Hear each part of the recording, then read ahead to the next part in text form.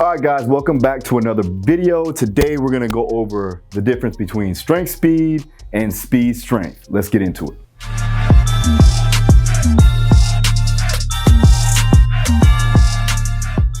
All right, so when we're talking about increasing maximal force production, we're gonna look at the physics equation, mass times acceleration. Now, with mass, we're talking about maximal load or poundage on the bar or whatever load that you're trying to move, and then acceleration, obviously trying to move it as fast as possible. So what we're gonna be looking at is strength speed first. So strength speed from a percentage perspective is usually around 85 to 95%. And Louis likes to call that slow strength if you look at Westside Barbell's plan of action, right? So they'll go with slow strength and they use accommodated resistance, which I'll get into in a minute. Now the bar speed is gonna be roughly around 0.75 meters per second. So you wanna make sure that that bar speed is there adequately so that you can get the particular stimulus needed. All right, so what is this good for? Again, this is good for linemen, powerlifting, heavyweight combat sports, the front line, or in a scrum for rugby. You basically want to be able to move a heavy load as fast as humanly possible. So we're gonna do that with these particular ranges of percentages. Now, the accommodated resistance does help with that as well, because you're getting, again, accommodated resistance is getting heavier at the top and you get an overspeed eccentric at the bottom. So you're looking at roughly around 40% of band tension added on to the bar weight or whatever load that you're trying to move. And what that's going to accomplish is that's gonna allow you to strain over time. And as that weight gets heavier and heavier as you get up into the end range, you're gonna have to accelerate through the entire bar path, which is gonna generate more overall strength speed, all right?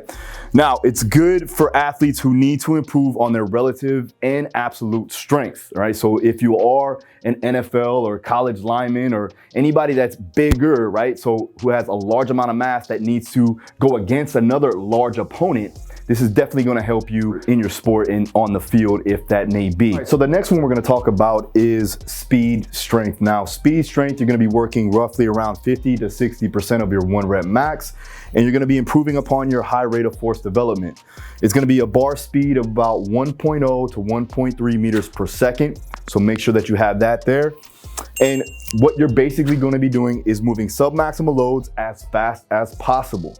The athletes that are going to need to improve upon this are going to be Olympic lifters, running backs, linebackers, hammer throw, shot put, and also boxing and MMA can also utilize this to improve on their performance, right? So basically what we want to do is we want to create as much force as possible, as fast as possible, all right? And our accommodated resistance, I like to utilize that, especially for the overspeed eccentric, but more so for the accommodation at the top so that you can, again, produce force throughout the entire range and not slow down the bar path. So you usually want to work around 25% of band tension if that's a squat or a press variation, and if it's a deadlift variation, we work around 30% of band tension.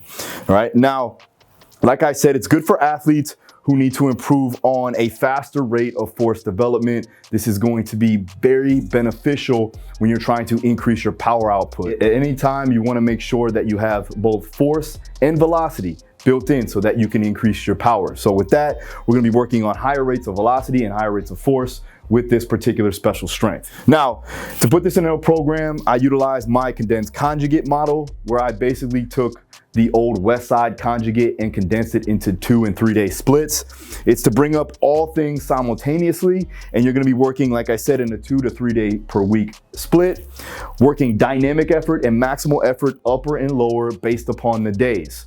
The good thing here is that we can also look at what the actual athlete needs from a weakness standpoint, and we can bring that up based upon their weak points throughout the time of training. Now, because it's a concurrent conjugated style of an approach, we can continuously get better and also be ready at all times for any competition that may come up. All right, so there it is.